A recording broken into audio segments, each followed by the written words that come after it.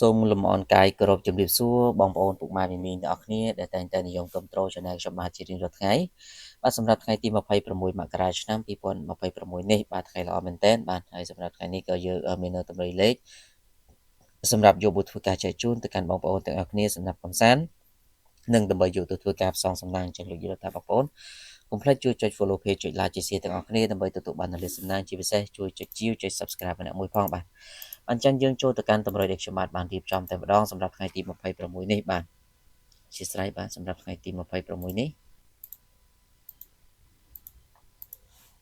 អញ្ចឹងសម្រាប់ម៉ោង1កន្លះបងប្អូនទាំងអស់គ្នាសូមធ្វើការអូសខ្ទង់20និងខ្ទង់9បាទសម្រាប់ថ្ងៃនេះបាទហើយសម្រាប់លេខបុកប៉ុស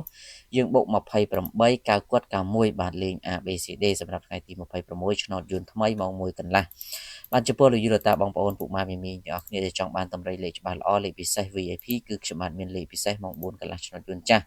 ហើយគុណសពរបស់ខ្ញុំគឺខ្ញុំចូលចំរាល់ថ្ងៃតែម្ដងហើយសេវាខ្ញុំត្រឹមតែ50000រៀលទេឆ្នោតចេញចំហើយបានយកសេវាតាមក្រោយអញ្ចឹងសម្រាប់បងប្អូនដែលចង់លេងជាមួយយើងបងប្អូនគ្រាន់តែធ្វើការឆាតចូលប្រអប់សារឬឆាតចូលពេកនោះគឺខ្ញុំបាទចាំទទួលពុកម៉ែមីមីទាំងអស់គ្នាតែម្ដងសម្រាប់ម៉ោង6កន្លះវិញសូមបងប្អូនធ្វើការអូសខ្ទង់40និងខ្ទង់50បាទសម្រាប់លេខបុកប៉ុសយើងបុក47 52 53បាទលេង ABCD បាទសម្រាប់ម៉ោង6កន្លះអញ្ចឹងបងប្អូនខ្ញុំបាទក៏មានតែប៉ុណ្ណឹងជូនពរសំណាងល្អត្រឹមឆ្នោតទាំងអស់គ្នាសូមគោរព